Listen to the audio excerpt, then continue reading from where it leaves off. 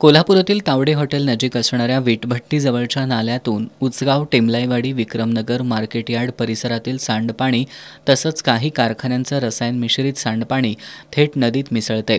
याच नाल्यात मटण, chicken waste टाकण्यात येत असल्यानं स्थानिकांच्या आरोग्यासह जमीन नापीक होण्याची समस्या वाढली आहे, असा आरोप स्थानिकांमधून होतोय।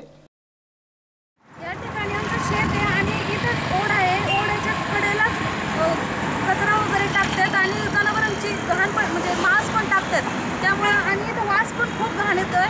म्हणजे आमच्या विहीर आहे तिथं, त्या विहिरीच्या ठिकाणी म्हणजे पाणी खराब जातंय, सगळं म्हणजे शेत आमचं खराब झाले, बाद झाले। कोल्हापूर शहर आणि जिल्हा नागरी कृती समितीनं या समस्येबाबत सातत्यानं आवाज उठवत अमृत 1 या केंद्र शासनाच्या योजनेअंतर्गत दुधाळी झोनमधील 74 कोटी निधीतील मलनिस्सारण योजनेतून या नाल्यातील सांडपाणी अडवून बापट कॅम्प फिल्टर हाऊसकडे वळवण्याच्या कामाला मंजुरी मिळाली आहे। 4 वर्षांपूर्वी नोबेल कन्स्ट्रक्शन आणि सह्याद्री कन्स्ट्रक्शन या कंपन्यांना या कामासाठी वर्क ऑर्डर सुद्धा देण्यात आली आहे, परंतु अद्याप काम सुरू झालेलं नाही। सांडपाणी प्रक्रिया प्रकल्पाची वर्क ऑर्डर निघाली आहे।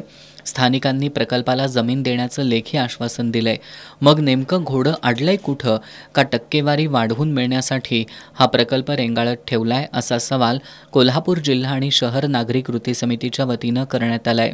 कृती समितीनं महापालिका आयुक्त के मंजुलक्ष्मी यांच्याकडून प्रक्रिया प्रकल्प उभारणीसाठी टाळाटाळ केली जाते असा आरोप केला।